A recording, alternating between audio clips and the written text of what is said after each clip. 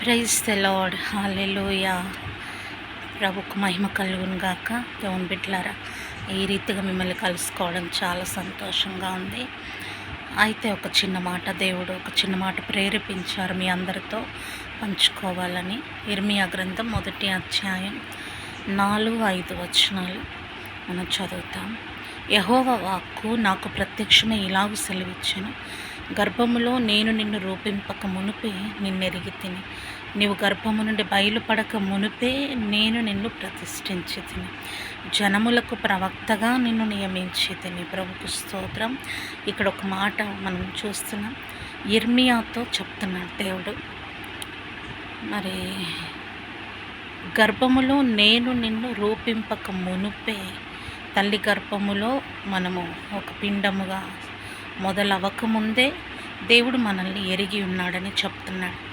నువ్వు గర్భము నుండి బయలుపడక మునుపే డాక్టర్స్కి కానీ నీ తల్లిదండ్రులకు కానీ ఎవ్వరికి కూడా నువ్వు ఒక కుమార్తెవా కుమారుడువా ఎవరివని తెలవకముందే ఆయన మనల్ని ఎరిగి ఉన్నాడంట. ఆయనకు మనం తెలుసట. మనం కుమార్తెగా ఈ లోకంలోకి రాబోతున్నామా, కుమారుడిగా రాబోతున్నామా, ఎలా వస్తున్నామని కూడా ఆయనకు ముందే తెలుసని దేవుడు మాట్లాడుతున్నారు. ప్రభుకు స్తోత్రం కలుగును గాక. హల్లెలూయా. చూడండి, అంతగా తెలిసిన దేవుడు మన ఫ్యూచర్ ఏంటో కూడా ఆయనకు తెలుసు. ఏం చెప్తున్నాడు? నేను నిన్ను ప్రతిష్ఠించాను, బయలుపడక మునిపే ప్రతిష్ఠించాను అంటున్నాడు. జనములకు ప్రవక్తగా నిన్ను నియమించాను అంటున్నాడు. ప్రభుకు స్తోత్రం. మనం ఏం అవ్వబోతున్నాం, ప్రజల కొరకు మనం ఏ రీతిగా వాడబడబోతున్నాం, మన పట్ల దేవుడి ప్రణాళిక ఏమై ఉన్నది, అసలు ఎందుకు ఈ లోకంలోకి మనం వస్తున్నాం, ఇవన్నీ కూడా దేవుడు ముందే తెలిసి ఉన్నటువంటి వాడు. ఆయనే మన భవిష్యత్తును నియమించి పెట్టాడు. ఆయన ఏది నియమించాడో అదే జరుగుతుంది దేవుని బిడ్డలారా. అందుకోసం మనం ప్రభుని స్తుతిద్దాం. ఈరోజు మనం ప్రార్థన కూడా చేయాల్సిన వారమై ఉన్నాం.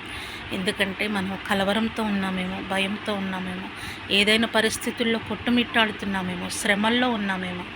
పరిశుద్ధాత్మదేవుడు ఈరోజు మనతో మాట్లాడుతున్నాడు. ఏమంటే, నువ్వు నా సన్నిధికి రాకముందే, నువ్వు ప్రార్థించకముందే, నీ తల్లిదండ్రులు నీ కొరకు ప్రార్థించకముందే, ఎంతో గొప్ప సేవకులు నీ కొరకు ప్రార్థించకముందే, నా తండ్రి ఈ పరిస్థితి ఇలా ఉందని నువ్వు నాకు చెప్పకముందే అన్నీ నేను ఎరిగి ఉన్నాను. నువ్వు పుట్టకముందే నువ్వు నాకు తెలుసు అంటున్న దేవుడు. నీ ప్రస్తుతం ఆయనకు తెలుసు, నీ భవిష్యత్తు ఆయనకు తెలుసు. కాబట్టి దేవుడు మనల్ని అడగండి, నేను మీకు ఇస్తానన్నాడు. నాకు మొరపెట్టు, నేను నీకు ఉత్తరం ఇస్తానన్నాడు. గనక ఆయన దేవుడు, మనము మానవులం, ఆయన బిడ్డలమై ఉన్నాం. అడగవలసిందే, అడిగి పొందుకోవలసిందే. గనక ప్రార్థించి అనేక ఈవులను పొందుకుందాం. ఆయన దగ్గర మనకు కావలసిందంతా సిద్ధంగా ఉంది. మనం ఏమై ఉన్నామో అది ఆయన ఎరిగి ఉన్నాడు.